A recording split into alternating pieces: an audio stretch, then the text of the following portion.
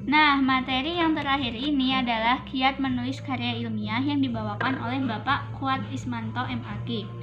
Materi kali ini juga tidak kalah penting dengan materi lainnya karena berisi bagaimana cara mahasiswa untuk menulis karya ilmiah, baik makalah ataupun skripsi.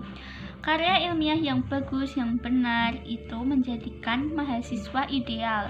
Maksudnya adalah lulus tepat waktu sehingga tidak lagi menjadi beban orang tua, beban keluarga, dan beban semuanya.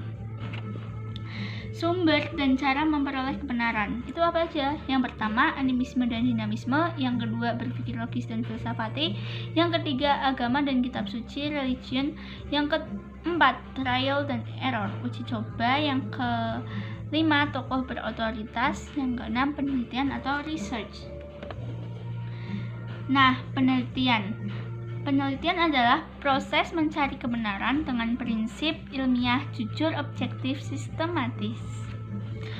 Penelitian sebagai proses mencari kebenaran umum dijalankan oleh akademisi, penelitian, dan lain-lain. Metode yang digunakan observasi, wawancara, dan kuesioner, dan lain-lain. Dari hasil penelitian tersebut diterbitkan melalui berbagai media publikasi dalam berbagai bentuk karya tulis. Nah, lalu apa aja sih bentuk-bentuk karya tulis? Yang pertama, makalah, tugas kuliah. Yang kedua, artikel, tugas kuliah yang dipublikasikan. Yang ketiga itu skripsi, program sarjana.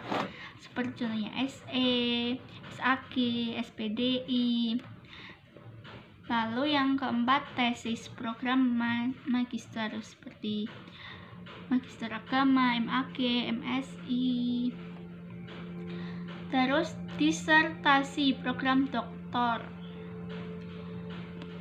Menemukan ide menulis. Bagaimana cara menemukan ide ketika kita mau menulis? Yaitu yang pertama, mengamati kejadian sehari-hari yang terjadi di masyarakat seperti pasar, perkantoran, jalan mungkin.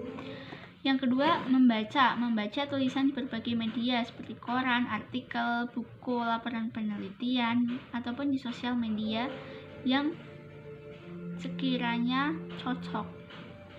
Yang ketiga adalah diskusi, mendiskusikan persoalan yang lagi hangat-hangatnya atau fenomenal dan aktual. Lalu keterampilan menulis. Itu yang pertama, rajin berlatih. 2. Menggunakan referensi manajemen atau seperti Mendeley, Zetero, dan lain-lain. Yang ketiga, menyajikan dengan baik, logis, sistematis, dan keseluruhan dan paragraf. Menjaga originalisme, nggak boleh plagiat, harus asli bikinan sendiri. Nah, sekarang materi udah saya resum semua. Resum yang terakhir itu kesesuaian minat bakat yang dimiliki dengan organisasi mahasiswa yang ingin diikuti. Nah, saya Arin Julianti dari Prodi Ekonomi Syariah ingin mengikuti organisasi mahasiswa Himpunan Mahasiswa Jurusan Ekonomi Syariah atau HMJ Ekonomi Syariah. Kenapa saya ingin ikut organisasi tersebut? Karena saya ingin mengembangkan public speaking saya, ingin menjadi lebih percaya diri, terus mengisi waktu luang,